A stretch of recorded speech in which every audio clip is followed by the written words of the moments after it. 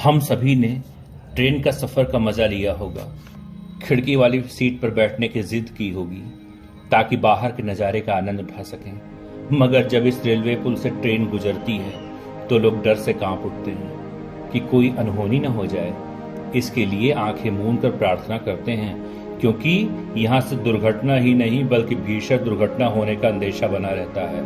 और इसीलिए शायद इसे भारत का सबसे खतरनाक पुल कहा जाता है। मगर वो कहते हैं ना, डर में भी एक अलग तरह का रोमांच होता है, और इसके दीवानों के लिए तो ये पंबन पुल से होकर गुजरना जीवन भर के लिए एक अनूठा अनुभव होगा। जी हाँ, ये है पंबन ब्रिज, पंबन पुल, जो भारत के तमिलनाडु राज्य में पंबन द्वीप को मुख्य भूमि से जोड़ने वाला एकमात्र रेलवे सेतु है। ये अगस्त 1911 में बनना शुरू हुआ था और इसका उद्घाटन 24 फरवरी 1914 में हुआ था। तब ये भारत का एकमात्र समुद्री सेतु था।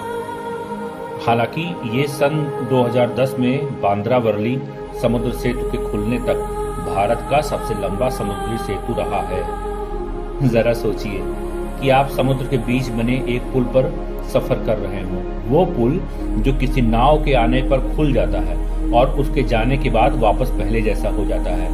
ये पुल इसलिए और भी ज्यादा खास है क्योंकि ये 100 साल पहले बना था। 1988 तक ये ब्रिज एकमात्र तरीका था रामेश्वरम को अन्य जगहों से जोड़ने का। यहाँ बात हो रही है भारत के सबसे अनोखे रेल रूट में से एक Rameswaram Pamban bridge rail route की। इसे इंजीनियरिंग का एक अनूठा नमूना कहा जाता है। ये 2009 तक भारत का सबसे लंबा समुद्री ब्रिज था। इससे ट्रेन जाती थी और ये काफी कम ऊंचाई पर ही जाती थी। अब बांद्रा वर्ली सी लिंक सबसे लंबा समुद्री ब्रिज बन गया है।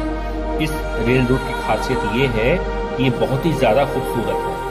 साथ ही साथ इसे भारत के कुछ खतरनाक ब्रिज में से एक माना जाता है।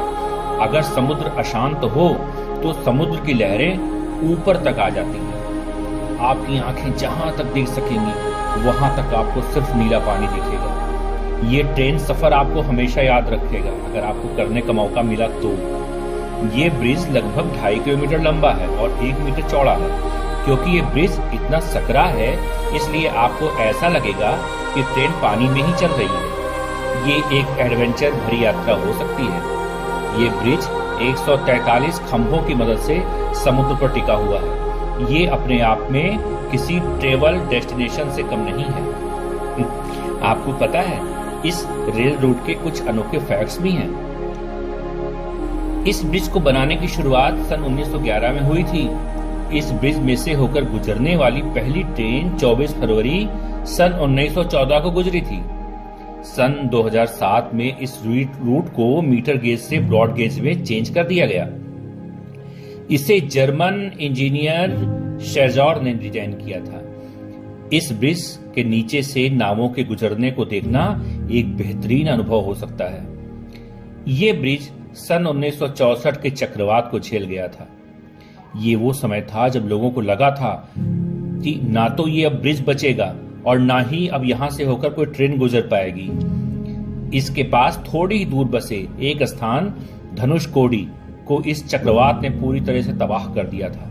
धनुषकोडी इसका जिक्र हम अगले वीडियो में आपसे करेंगे, जहां इसी चक्रवात के दौरान एक बहुत ही भीषण ट्रेन एक्सीडेंट हुआ था जिसमें हजारों लोगों की जान चली गई थी। ये दुर्घटना समुद्री तेज हवाओं के कारण ही हुई थी। इस दुर्घटना के बाद इस ब्रिज में सेंसर लगाए गए हैं जो हवा को मापते हैं। इससे हवा जब भी 58 किलोमीटर प्रति घंटे की रफ्तार से जरा तेज होती है तो इस पुल से गुजरने वाली ट्रेन को रोक दिया जाता है। ये रेल रूट बहुत खास है और तमिलनाडु में पर्यटन का एक अनोखा साधन है। इसे देखने और ट्रेन में सफर करने वाले देश विदेश से टूरिस्ट आते हैं। जब ब्रिज को खोला जाता है और उसके नीचे से नाव निकलती है तब ये पिकनिक स्पॉट जैसा लगता है। यहाँ के अनोखे आकर्षण को देखना यकीनन मेरे लिए अनोखा व अविस्मरणीय रहा। मैंने अपने परिवार, पत्नी व बेटे के साथ और मेरी इस घुमक्कड़ी की शौक को पूरा करने वाले मेरे एकमात्र मित्र भाई अनूप अग्रवाल जी अपने पिताजी के साथ मेरे साथ आए और हम सबने इस पुल को अपनी आंखों से निहारने का भरपूर आनंद लिया। देखा जाए तो भारत भी अमेरिका और चीन जैसे अन्य देशों की तरह तकनीक के लिहाज से ज्यादा पीछे नहीं है। भारत में अद्भुत समुद्री पुलों का निर्माण इस बात की तस्दीक करता है।